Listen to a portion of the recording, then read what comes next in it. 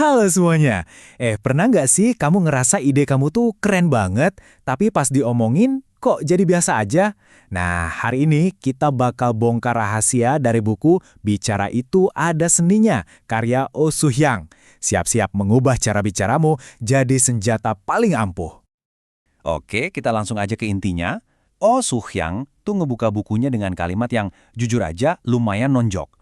Perbedaan juara satu dan juara dua terletak pada ucapannya. Coba deh pikirin sebentar.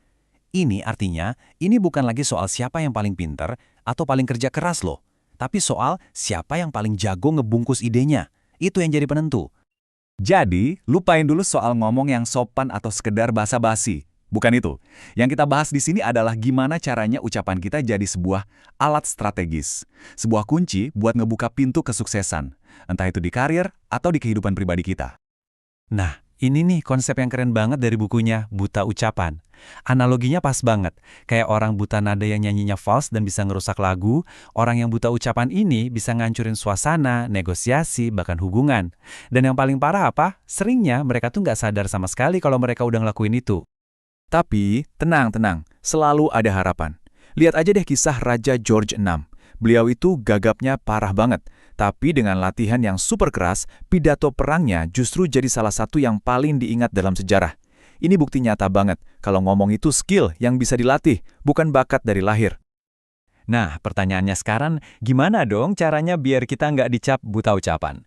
Kuncinya itu dimulai dari satu momen yang paling krusial, kesan pertama. Yuk kita bedah lebih dalam lagi. Pernah ngerasain hal kayak gini nggak sih?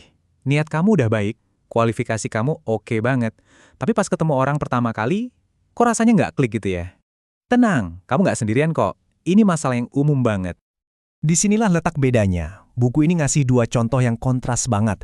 Di satu sisi ada pegawai K, peneliti jenius yang tiap kali kencan buta selalu gagal. Kenapa? Karena dia ngomongin dirinya sendiri terus, pamer soal kehebatannya. Sebaliknya, ada politisi N yang bisa memikat semua orang. Rahasianya, dia fokus keluar, bikin audiensnya ngerasa didengerin, nyaman, pakai humor dan kehangatan. Dan jangan sekali-kali ngeremehin kesan pertama ya.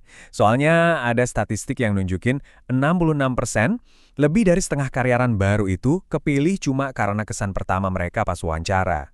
Kesempatan kedua itu mahal loh. Oke, kesan pertama emang penting banget. Tapi kalau isinya kosong, ya sama aja bohongan. Nah, disinilah kita masuk ke fondasi dari semua omongan yang berbobot. Nyawanya, yaitu logika. Buku ini ngasih analogi yang nyelekit banget sih. Bayangin deh, ada kontestan ratu kecantikan. Cantik banget, sempurna. Tapi pas sesi tanya jawab, jawabannya ngalor ngidul, nggak nyambung. Langsung anjlok kan nilainya? Nah, sama kayak omongan kita. Tanpa logika, kata-kata kita ya cuma angin lewat aja. Terus, gimana cara bangunnya? Sebenarnya simpel. Satu, selalu kasih tahu kenapanya. Jelaskan alasan di balik omonganmu. Dua, pakai bahasa yang simpel. Nggak usah pakai istilah aneh-aneh buat kelihatan pintar. Tiga, konsisten dari awal sampai akhir. Jangan pelin-pelan. Dan yang keempat, ini yang paling krusial. Tetap tenang. Kepala yang dingin itu pabriknya argumen logis. Oke, kalau logika itu bisa dibilang kerangka bajanya, nah storytelling atau cerita inilah jantungnya. Inilah yang bikin ide kita bukan cuma dimengerti, tapi juga dirasain dan diingat sama orang lain. Pernah kepikiran nggak kenapa ada presentasi atau obrolan yang bisa kita ingat sampai bertahun-tahun, tapi ada juga yang baru 5 menit udah lupa sama sekali? Jawabannya ternyata, cukup ceritakan sebuah kisah. Udah, itu aja. Otak kita itu emang dirancang dari sananya untuk terkoneksi lewat cerita, bukan lewat deretan data atau fakta yang kering. Menurut buku ini, cerita yang hebat itu punya 4 bumbu wajib. Pertama, harus ada tema atau pesan intinya. Terus, masukin konflik biar ada ketegangan. Lalu, bangun simpati, bikin kita peduli sama tokohnya. Dan terakhir, kasih solusi yang memuaskan. Contohnya gila banget nih. Ada toko bagel yang jadi legendaris bukan karena resepnya, tapi karena ceritanya. Cerita yang ternyata bohong soal seorang pembuat roti di zaman Nazi yang bikin bagel itu buat istrinya di penjara. Pelajarannya? Orang itu bukan beli bagelnya, tapi mereka membeli ceritanya. Atau kalian ingat Paul Potts dari Britain's Got Talent? Dari penampilan dia nggak kelihatan kayak penyanyi opera kan? Tapi begitu dia cerita soal perjuangan yang ngelawan penyakit, ngelawan kesulitan hidup, boom, satu dunia diem. Kita nggak cuma denger suaranya yang merdu, kita ngerasain perjalanannya. Itulah sihirnya cerita. Oke, kita sampai di bagian terakhir. Dan menurutku, ini pesan yang paling penting dan paling melegakan dari semua isi buku ini. Penulisnya sendiri, Oh Soo-hyang, ngaku jujur. Dia tuh bukan pembicara yang lahir dari sananya jago, bukan. Dia jadi ahli komunikasi, ya karena jatuh bangun, karena trial and error, karena latihan terus-menerus. Ini bukti hidup kalau kita semua bisa. Jadi, poin utamanya begini. Buang jauh deh pikiran kayak, aku emang gak bakat ngomong.